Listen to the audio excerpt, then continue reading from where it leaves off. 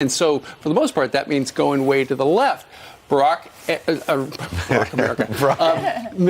Biden, Ainsley, to your point, is a centrist. And that's going to be a problem. It's fine in the general, but it's harder in the primary. He's going to have to be attractive to those folks that are on the far left. I see what you're saying. The progressives, right. The Bernie Sanders people. And he does not enter in single digits. He's not at 1% now. He's in the high 20s, 30% in some polls. The question, though, is that all name ID at the beginning? And he goes down. Some are saying they could actually go into the convention without having a candidate. Right, having the Democratic a real Party is split. And that would be a disaster for Bernie Sanders supporters. We're going to talk to one who worked for Bernie. Teslin is going to be with us in the next segment. But nonetheless, you know, the primary race, much different than the general election. So says El Rushbo, Rush Limbaugh. Do you realize how irrational it is to think that Joe Biden could get the nomination in this current crop of Democrat nominees? Do you realize how irrational it is to believe that Joe Biden could be elected president?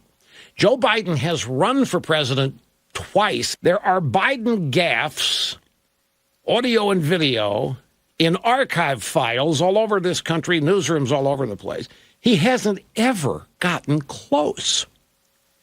Biden is seen as the closest thing right now that they could get to recapturing the days of Obama. They can't get out of the past. They can't do it. Look, the upside for Joe Biden, among others, could be that we know him, we associate him with Delaware, because that's where he served. He represented in the Senate for decades, right?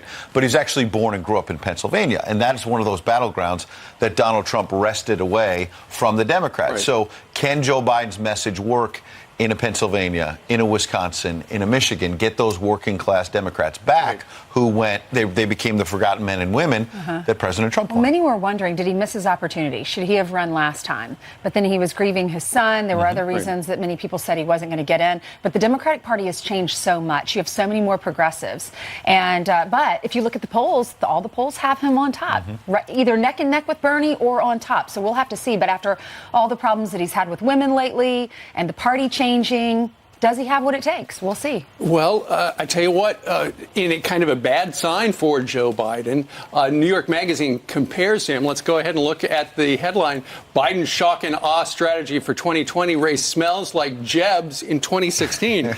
And they go to talk about, they describe it as Joe's show of force launch, where he's going to launch strategically all over the country in Iowa, New Hampshire, South Carolina. Is that a compliment, comparing him to Jeb? No. And because that's exactly how they described Jeb back in the day, right. and Everyone how thought that Jeb worked would out win for him. because of his family name, right. because And of that politics. It was inevitable. And same thing for Hillary Clinton, if you think about it, the general. It's inevitable. She should get the Democratic nomination. That's one reason why the folks on the left maybe are resistant to Joe Biden. They don't want the inevitable candidate. They want to fight this out and see who's going to push a Green New Deal. What happened is then you had President Trump enter the race, and he was saying he was fighting the establishment, drain the swamp, fight the establishment. He was a different candidate, and that's what many people are saying about Bernie Sanders on the Democratic side. Joe Biden's been in the swamp a long time. Yeah, And 76 years old. You know, if it were Joe Biden versus Donald Trump, don't you think during the campaign, the general election, Donald Trump's going to say, hey, aren't you better off today than you were 4 years ago? What part of peace and prosperity do you not like? There you go. Here's Donald Trump yesterday, just outside the White House, talking about the slate of Democrats who would like his job.